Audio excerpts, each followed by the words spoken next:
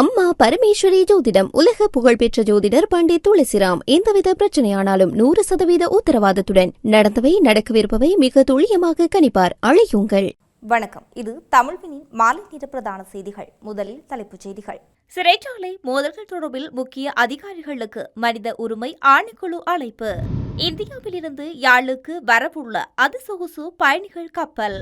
வடக்கு தெங்கு முக்கோண திட்டத்தின் மற்றொரு கட்டம் ஆரம்பம். கிளிநொச்சியில் போலி நாணயத்தாளுடன் 2 கைது. அரசாங்கம் சர்வாதிகாரத்தை நோக்கி பயணிக்கின்றது. நாமல் சாடல். ஸ்ரீலங்கா சுதந்திர கட்சியின் முக்கிய உறுப்பினர் மற்றும் மனைவி கைது. தரம் 5 புலமை பயிற்சியில் பயிற்சி பெறுபேறு தொடர்பில் வெளியான அறிவிப்பு. அடுத்த 2 மாதங்களுக்கு தொடரும் ஆபத்து விடுக்கப்பட்டுள்ள எச்சரிக்கை. தொடர்பென விரிவான செய்திகள்.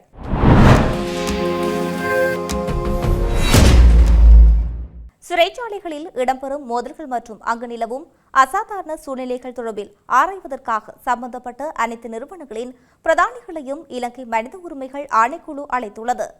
சிறைச்சாலை மோதல்கள் தொடர்பாக பேராசிரியர் ஞானசுந்தர வழங்கிய நிபுணத்துவ அறிக்கை குறித்து கலந்துரையாடுவதுடன் எதிர்காலத்தில் இவ்வாறான சம்பவங்கள் மீண்டும் இடம்பெறுவதை தடுப்பதற்கான முறையான செயல்திட்டத்தை வகுப்பதே இந்த சந்திப்பின் பிரதான நோக்கமாகும். இதற்கமைய சிறைச்சாலைகள் ஆணையாளர் நாயகம், போலீஸ் மா அதிபர் மற்றும் சம்பந்தப்பட்ட அமைச்சுகளின் செயலாளர் உள்ளிட்ட முக்கிய அதிகாரிகள் இந்த சந்திப்புக்கு அழைக்கப்பட்டுள்ளனர். இதேவேளை சிறைச்சாலைகள் நிலவும் நெருக்கடி நிலைமைகள் மற்றும் மோதல்களுக்கு தீர்வு காண்பதில் அரசாங்கம் தொடர்ந்து தவறினால் இந்த விவகாரம் தொடர்பில் ஜெனீவாவில் உள்ள ஐக்கிய நாடுகள் மனித உரிமைகள் பேரவையில் முறைப்பாடு செய்யப்படும் என மனித உரிமைகள் ஆர்வலர் நிமல் புஞ்சிஹேவா எச்சரிக்கை விடுத்துள்ளார். இந்தியாவிலிருந்து அதிசொகுசு பயணிகள் போக்குவரத்து கப்பலானது இலங்கைக்கு வரவுள்ளதாக தெரிவிக்கப்படுகின்றது. குறித்த கப்பலானது எதிர்வரும் 14 மற்றும் 21ஆம் தேதிகளில் 2 தடவை காங்கேசன்துறை துறைமுகத்தை வந்தடையுள்ளதாக துறைமுக அத்தியட்சகர் தெரிவித்துள்ளார். பகீரதன் தெரிவித்துள்ளார். மேலும் இந்த கப்பலில் வரும் பயணிகள் யாழ்ப்பாணத்தில் உள்ள கோவில்கள், சுற்றுலா தலங்கள் என்பவற்றை சென்று பார்வையிட உள்ளனர். பின்னர் மீண்டும் அவர்கள் சென்னை நோக்கி செல்லவுள்ளதாக அவர் மேலும் தெரிவித்திருந்தமை குறிப்பிடத்தக்கது. தெங்கு பயிற்சிகை சபையினால் நடைமுறைப்படுத்தப்படும் கற்பகத்தரு வளத்தின் கீழ் வடக்கு தெங்கு முக்கோண திட்டத்தின் மற்றொரு கட்டம் முல்லைத்தீவு முள்ளிகவளை பகுதியில் நடைபெற்றுள்ளது. 2030ஆம் ஆண்டளவில் இலங்கையில் தெங்கு ஏற்றுமதி வருமானத்தை 1.5 பில்லியன் அமெரிக்க டாலர்களாகவும் வருடாந்த தெங்கு உற்பத்தியை 4200 மில்லியன் காய்களாக உயர்த்துவது தேசிய இலக்கை அடையும் நோக்கமாக சொல்லப்படுகின்றது. இதன்போது தெங்கு காணிகளுக்காக நீர் விநியோக அமைப்புகளை அமைப்பதற்காக 443 தெங்கு பயிற்சியாளர்களுக்கு மானிய காசோலை வழங்கப்பட்டுள்ளன. மேலும் விசேட தெங்கு காணி மறுசீரமைப்பு மானிய திட்டத்தின் கீழ் மேலும் 72 பயிற்சியாளர்கள் மானிய காசோலை வழங்கப்பட்டுள்ளன. இதற்கு மேலதிகமாக வட மாகாணத்தில் தெங்கு பயிற்சியை மேலும் விரிவுபடுத்தும் நோக்கில் சுமார் 3000 தென்னம்பிள்ளைகள் பயிற்சியாளர்களுக்கு விநியோகிக்கப்பட்டுள்ளன. வடக்கு தெங்கு முக்கோணம் தேசிய திட்டம் பருத்தித்துறை, சிலாபத்துறை மற்றும் கொக்கிலாய் பகுதிகளை இணைத்து யாழ்ப்பாணம், கிளிநொச்சி, முல்லைத்தீவு, மன்னார் மற்றும் வவுனியா ஆகிய 5 மாவட்டங்களையும் உள்ளடக்கிய வகையில் நடைமுறைப்படுத்தப்படுகின்றது. இந்த ஆண்டு ஆரம்பிக்கப்பட்ட இந்த திட்டத்தின் முக்கிய நோக்கங்களாக வட மாகாணத்தில் தெங்கு பயிற்சிகையை விரிவுபடுத்துதல், பயன்படுத்தப்படாத காணிகளை மீண்டும் பயிற்சிக்கு உட்படுத்துதல், தெங்கு பயிற்சியாளர்களின் வருமான மட்டத்தை உயர்த்தல் மற்றும் தேசிய ஏற்றுமதி பொருளாதாரத்துக்கு தெங்கு தொழில்துறையில் பங்களிப்பு அதிகரிப்பதாகும். கற்பகத்தரு வளம் மாற்றத்துக்கான திட்டத்தின் கீழ் நடைமுறைப்படுத்தப்படும் வடக்கு தெங்கு முக்கோணம் மூலம் இலங்கையின் வடமாகாணத்தை புதிய தெங்கு உற்பத்தி மண்டலமாக மாற்றுதல், தெங்கு பயிற்சியாளர்களின் வாழ்வாதாரத்தை வலுப்படுத்தல், தெங்கு சார்ந்த தொழில்களுக்கான தொடர்ச்சியான மூலப்பொருள் விநியோகத்தை உறுதி செய்தல் மற்றும் தேசிய ஏற்றுமதி வருவாயை உயர்த்துதல் என்பன எதிர்பார்க்கப்படுகின்றன. கிளிநொச்சி முழங்காவில் பகுதியில் வங்கியொன்றில் வைப்பிலிடுவதற்காக 2 போலி நாணயத்தாளை வைத்திருந்த குற்றச்சாட்டில் 2 சந்தேக நபர்கள் கைது செய்யப்பட்டுள்ளனர். முழங்காவில் பகுதியில் அமைந்துள்ள வங்கியொன்றில் வைப்பிலிடுவதற்காகவே சந்தேக நபர்கள் இப்போலி நாணயத்தாள்களை கொண்டு வந்துள்ளனர். இந்த நிலையில் போலீசாருக்கு கிடைத்த தகவலுக்கு அமையவே அவர்கள் கைது செய்யப்பட்டதாக முழங்காவில் போலீசார் தெரிவித்துள்ளனர்.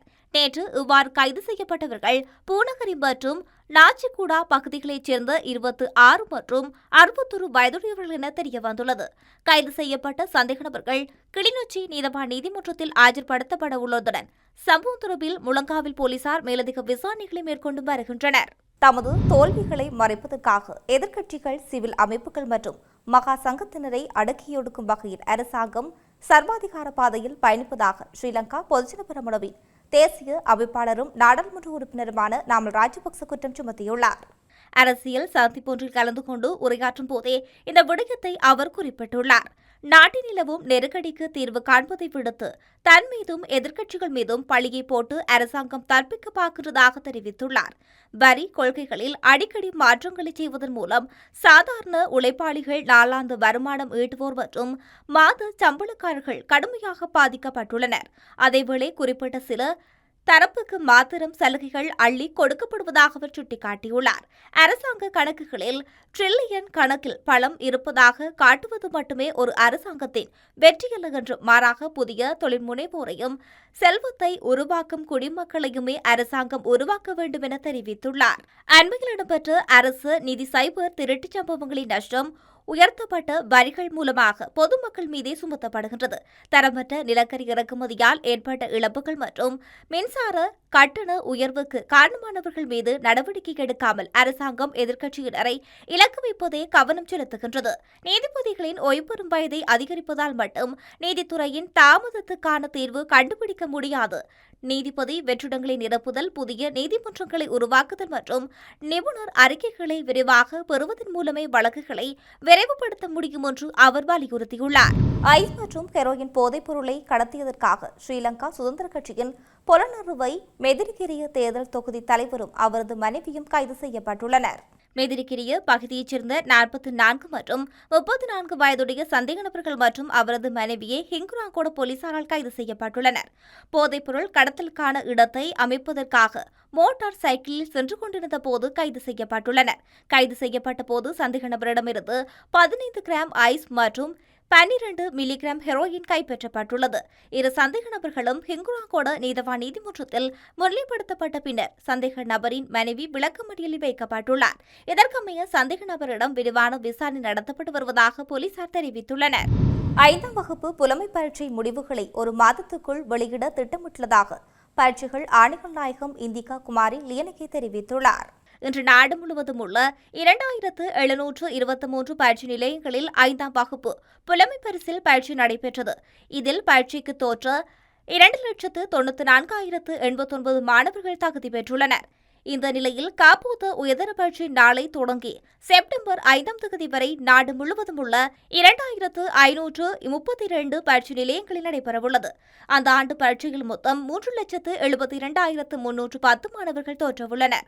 பயிற்சியார்த்திகள் பயிற்சி மண்டபத்துக்குள் வருவதற்கு முன்பாக தங்களது அனுமதி அட்டைகளில் கையொப்பங்களை சான்றளித்து எடுத்து வர வேண்டும் என்று பயிற்சி ஆணையாளர் நாயகம் வலியுறுத்தியுள்ளார்.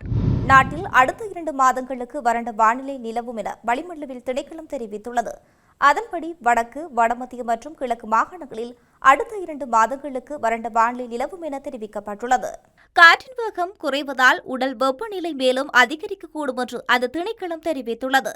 நிலவும் வறண்ட வானிலையின் காரணமாக அனுராதபுரம் மற்றும் பொலனறுவை மாவட்டங்களில் உள்ள நீர்த்தேக்கங்கள் வறண்டு போவதால் மக்களின் இயல்பு வாழ்க்கை கடுமையாக பாதிக்கப்பட்டுள்ளது.